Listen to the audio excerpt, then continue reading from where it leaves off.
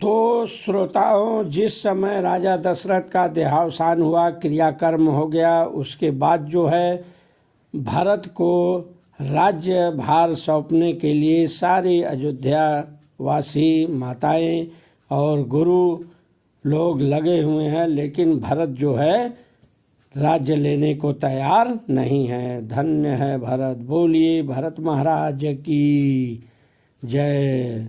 श्रोताओं देखिए, एक को भरत, एक आजकल मेरा समाज है, इस समय घमासान मचा हुआ है हमारे समाज में राज्य लेने के लिए। यहाँ पर कोई देने वाला नहीं है, लेने वाला 1000 है। और वहाँ देखिए, देने वाले 1000 थे, लेने वाला कोई नहीं। भारत को जबरदस्ती लोग कह रहे हैं, लेकिन भारत लेने के लिए तैयार नहीं है। आइए देखिए भरत जी क्या जो है राज्य अयोध्या की गद्दी के लिए क्या क्या जो है अपनी सम्मति दे रहे हैं। तो श्रोताओं, फिर तो धर्म धुरंधर भरत जब वशिष्ठ मुनि समझा कर थक गए तो इन्होंने जो है अपना धैर्य धारण किए और कहे, ठीक है, आपने अच्छा कहा। गुरु माता मंत्री सभी की राय है, सब लोग चाहते हैं मैं राज्य करूं। माता पिता गुरु स्वामी की बात को मानना चाहिए, यह भी उचित है। अनुचित अगर करें तो अच्छा नहीं होता, अन्यथा सिर पर पाप बढ़ जाता है। फिर भी मुझे संतोष नहीं है, इसलिए हे गुरुदेव मेरे उत्तर के लिए क्षमा करें, क्योंकि दुखी के गुण और दोष सज्जन लोग नहीं गिनते। इस समय मैं दुख में हूँ। पिताजी इंद्रपुरी में हैं, श्री राम जी जंगल में हैं और मैं ठाठ से राज्य करूं, इसमें आप लोग मेरा हित समझते हैं अथवा कोई अपना बड़ा कार्य, मेरे समझ में नहीं आ रहा है। अरे मेरी समझ में तो यही आ रहा है कि मेरी भलाई तो केवल श्री राम की सेवा में है, जिसे कैकेयी की कुटिलता ने हर लिया है। इसमें मैंने अनुमान लगाकर देख लिया है, संसार में सेवा के सिवाय मेरी भलाई का कोई दूसरा यत्न नहीं है। यदि श्री राम लक्ष्मण सीता का चरण न देखूं तो इस सोच भरे राज्य का क्या काम। भरत की वाणी है, श्रोताओं सुनिए। कह रहे हैं श्री राम जी, लक्ष्मण जी, सीता जी के चरण को मैं देखूं, यदि न देखें तो ये राज्य का क्या काम। फिर कह रहे हैं यदि कपड़ा न हो तो फिर गहना किस काम का।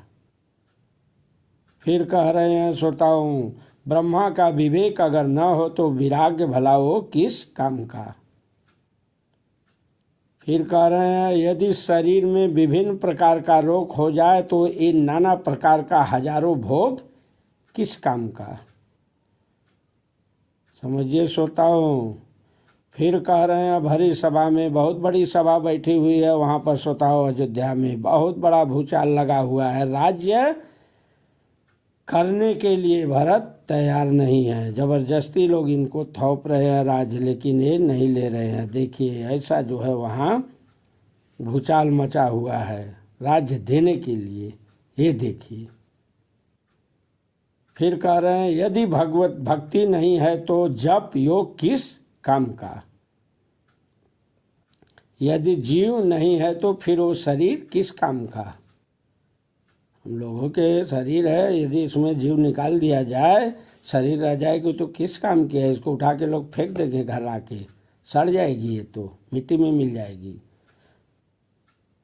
तो कह रहे हैं श्रोताओं कि उसी प्रकार से जो है यदि राम नहीं है तो मेरा फिर इस राज्य में काम नहीं। अर्थात राम जी के बिना मेरा सब कुछ व्यर्थ है। इसलिए मैं आप लोगों से हाथ जोड़कर प्रार्थना करता हूँ कि मुझे राम के पास जाने की अनुमति दी जाए। मैं यहीं आप लोगों से भीख मांगता हूँ।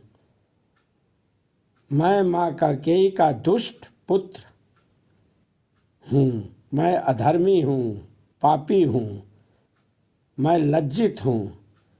इसीलिए तो भगवान राम मुझे छोड़कर वन चले गए।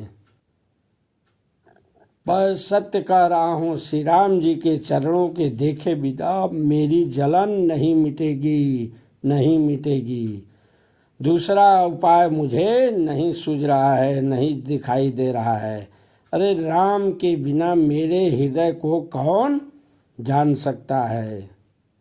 इसलिए मेरा दृढ़ निश्चय है, ये मेरा दृढ़ निश्चय है, कल मैं प्रातःकाल सभी लोग के साथ प्रभु के पास चलूँगा। मैं दोषी हूँ, मैं पापी हूँ, मेरे कारण ऐसा हुआ। यदि आज मैं न होता तो भगवान राम लक्ष्मण सीता वन में न जाती।